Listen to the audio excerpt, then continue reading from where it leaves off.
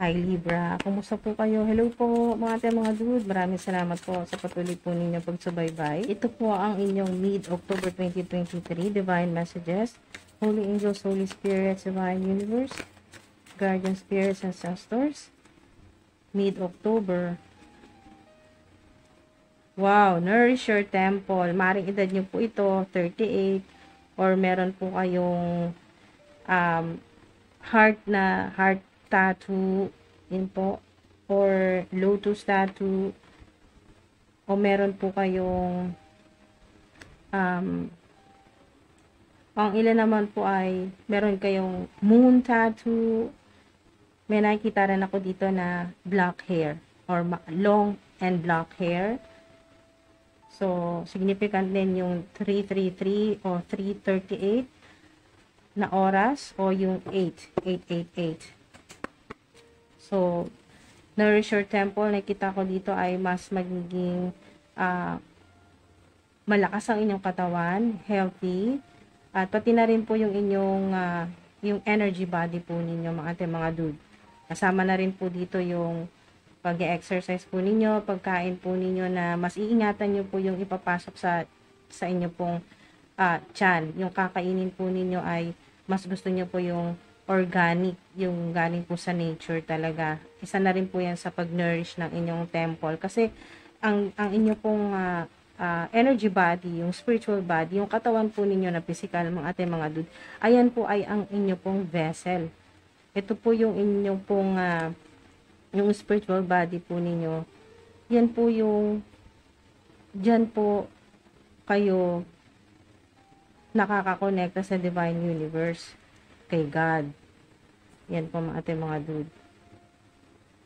So, ingatan nyo po yung inyo pong temple, yung inyo pong katawan, na hindi po ito makakain ng mga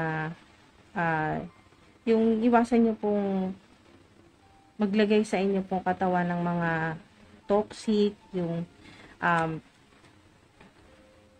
pong meron ako nakikita dito na iwasan nyo pong kumain na masama po yung loob po ninyo, kasi papasok talaga yung negative energy, yung mabigat talaga na energy yan.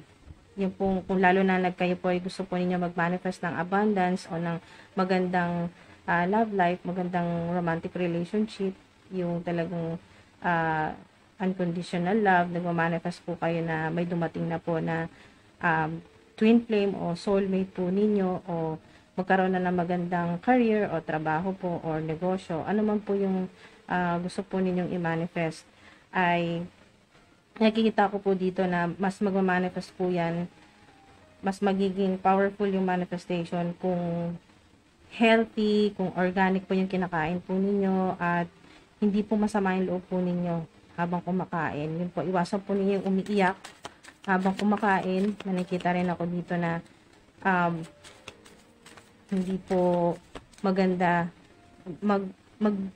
maaari po kasi yung sama ng loob po ninyo habang kumakain ay maging illness, maging chronic disease o sakit sa physical na katawan. So, yan po, ingatan po ninyo inyong temple o yung inyong vessel, mga dude.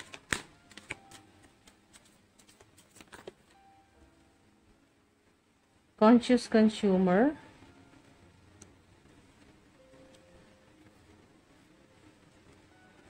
Basta nakita ko dito, mas magiging healthy po kayo, at yung katawan po ninyong spiritual, yung katawan po ninyong energy body, yung spiritual body, at yung physical body po ninyo, mga dude, ay talagang maganda yung alignment. Balance. Nakita ko din yung balance, yung magaan yung energy. So, lalo na dito, may connection sa inyong solar plexus chakra. Mas ma-activate yung solar plexus chakra po, yung inyo pong self-esteem, yung tiwala. Nakita ko dito yung confidence talaga ninyo, mas magiging mabuboost, mas magiging confident talaga kayo ngayong mid-October. Para kumbaga sa mga dude, ay lahat kaya mong gawin. Walang takot. So, conscious consumer, you have the power to heal and help the world with your decision to buy only products and services that are ethical, and environmentally friendly. Ha! Ang galing, sobrang synchronized. Wow, ayan no, ethical and environmentally friendly. Yun nga, yung pag-iwas po ninyo sa mga pagkain na yung pong toxic or magdadala ng negative energy sa loob ng katawan po ninyo na pwedeng maging sakit, yun po, disease.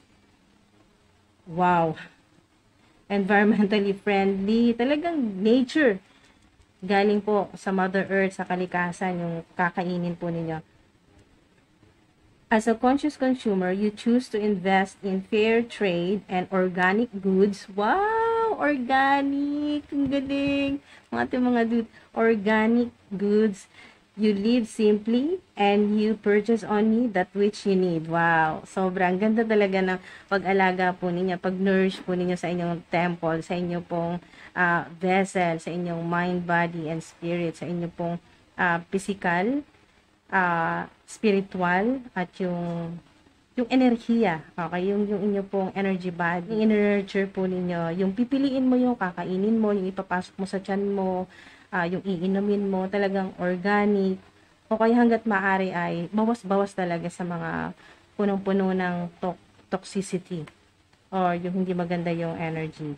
So, yung you live simply, nakikita ko dito, ang ilan ay nag-umpisa na or ngayong mid-October 2023 ay mag-uumpisa na po ng minimalistic, yan po, na buhay. Yung simple, yan po mga dude.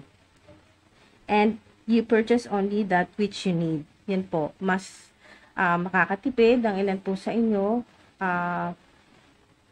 kasi yung bibilin mo na lang ay kung ano na lang yung kailangan. Yun talaga, sobrang konektado yung pagiging, yung malapit ninyo sa nature. Nakikita ko na maaring mag-invest ka ng mga wooden utensils, yung plato, kutsara, ganyan po, mangkok, baso, ay wooden, kahoy po. Ang ilan nakikita ko na iwasan mo na rin yung magbibili ng mga hindi naman talaga kailangan.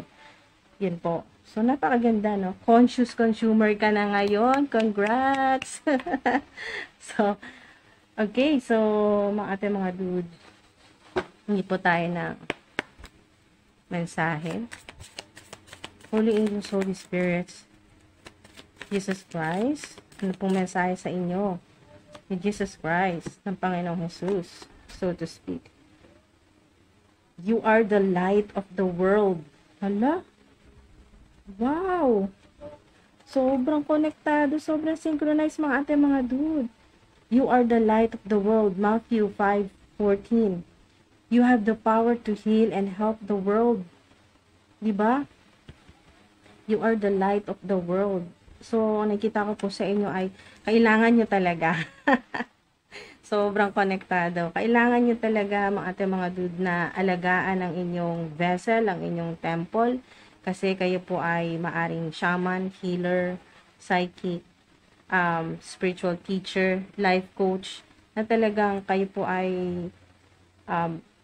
hindi lang dyan lang sa tabi-tabi ang natutulungan ng ating mga dude. Buong mundo, sa iba't ibang paraan. Yan po, kung ano man po yung kakayahan po ninyo. Buong mundo, worldwide, globally, nasa internet man o wala, nasa online platform man po o wala, ano man po yung inyong ginagawa, you have the power to heal. Yan po, healer, shaman, heal and help the world. Wow.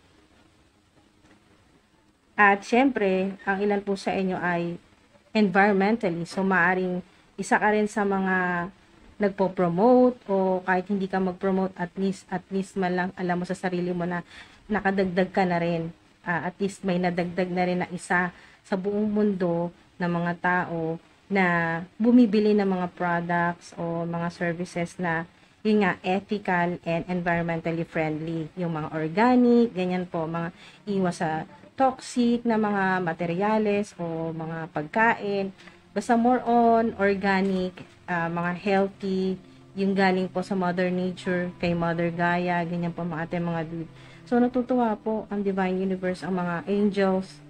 Yun po, ang inyo pong guardian angel. Meron pong ancestor po ninyo na talagang lagi nakabantay sa'yo. Wow! At natutuwa kasi nga talagang hindi ka nag-aaksaya ng pera, or mas nagiging talagang wise ka na sa mga bibilin mo. At unang-una ay iniisip mo muna kung ito ba ay yung bibilin mo, kakainin mo, gagamitin mo, ito ba ay makakabuti, makaka-nourish ba to ng iyong temple, ng iyong spiritual body, ng inyo pong energy body, at kasama na rin syempre ng inyong physical na katawan. Wow, mind, body, and spirit. Wow, mga dude, kayo ay liwanag. Liwanag. Nagliliwanag, yung aura po ninyo nagliliwanag. Kaya huwag kang magtaka na mga kasalubong po ninyo ay napapalingon o tumititig po sa inyo, napapatingin po sa inyo kasi nagliliwanag ka. You are the light of the world. So, confirmation ng ilan po sa inyo nanonood dito ay light worker. Wow! At healer po kayo, shaman. Ganyan po mga dude. Maraming salamat po. Ingat po kayo palagi. Love and light and peace!